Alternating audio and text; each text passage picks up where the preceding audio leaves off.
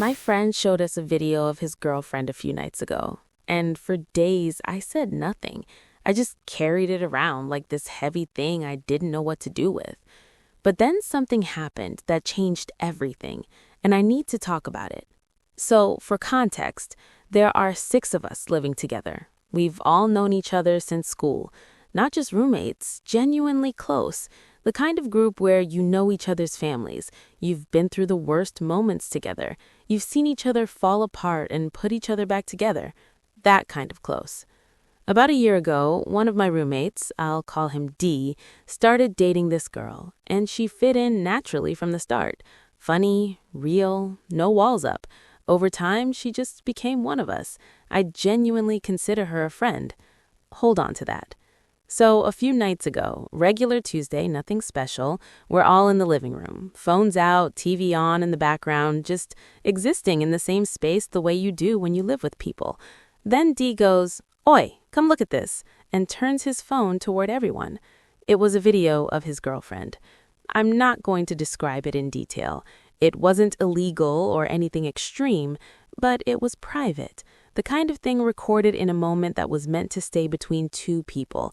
And he just showed it, casually, like it was some funny clip he found on the internet. Everyone laughed, made a few comments. Dee was smiling, totally unbothered, and I just sat there. Didn't laugh, didn't say anything either, just looked at my phone and waited for it to pass. And it did pass. Conversation moved on, but I couldn't. She doesn't know. That's all I kept thinking. She's out there texting him, laughing with him, trusting him, completely unaware that 6 people saw something she never agreed to share. And that's what got me. Not even what the video was. It was the trust. She trusted him the way you only trust someone when you fully let your guard down. That quiet, unspoken trust. And he just didn't think twice. Days after. For days, I went back and forth in my head. Say something to D, risk the whole house dynamic. Say something to her, risk blowing up her relationship. Say nothing and keep feeling like I'm part of something I never agreed to be part of. Every time she came over after that and sat with us and laughed with us like everything was normal, I felt sick. Because she trusted this house. She trusted all of us. And we failed her. Every single one of us in that room. It was actually her that made me decide. She came over a few days later and she brought food for everyone because that's just the kind of person she is. And she was sitting there being so genuinely herself, so comfortable, so unguarded. And I looked at Dee sitting next to her and something inside me just couldn't do it anymore. I couldn't sit there and pretend. That night after she left, I pulled Dee aside, just the 2 of us, and I told him what he showed us wasn't okay, that it wasn't funny, that she's a real person who trusted him, and he treated something private about her like entertainment. He got quiet. And I want to be honest with you, he didn't immediately get it. He pushed back a little at first, said I was overthinking it, said it wasn't a big deal. And I just looked at him and said, "What if someone did that to your sister?" He didn't say anything after that, just sat with it. And I left him there and went to my room not knowing if I'd broken a friendship or done the right thing, or both.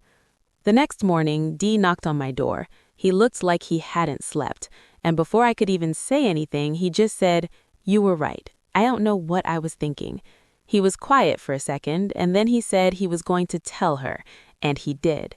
I don't know exactly what that conversation looked like between them. That was theirs. But he told me later that night that he told her everything, what he showed, who saw it, all of it. She cried. He told me that, and it just broke me a little, because of course she cried. Of course she did. The next day, she came over, and it was different. The energy in the house was heavy in a way it had never been before. She sat down with all of us, all 6 of us, and Dee sat next to her. And one by one, without her even asking, the guys started saying sorry. Not in a performative way, just quietly, genuinely. "I should have said something. That wasn't right. I'm sorry. You didn't deserve that." She didn't say much. She nodded. She was holding it together, but you could see it in her eyes. This was going to take time. Trust like that doesn't come back in one conversation. We all knew that. Before she left, she pulled me aside, just for a second. She didn't make a big speech, she just looked at me and said, "Thank you for not just letting it go." And I don't know why, but that hit me harder than anything else in this whole situation, because I almost did let it go.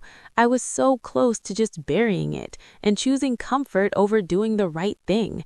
And if I had, she never would have known. She would have kept trusting a room full of people who were keeping something from her. Things between Dee and her are still fragile.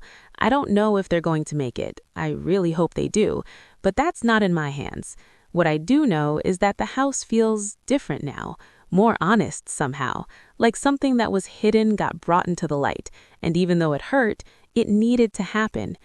I'm not sharing this to make myself look good. I sat on this for days before I said anything. I was scared and selfish, and I almost stayed quiet. But I think about that moment she said thank you, and I think about how easily that moment never would have existed, how easily I could have just looked the other way. So I guess what I'm left with is this.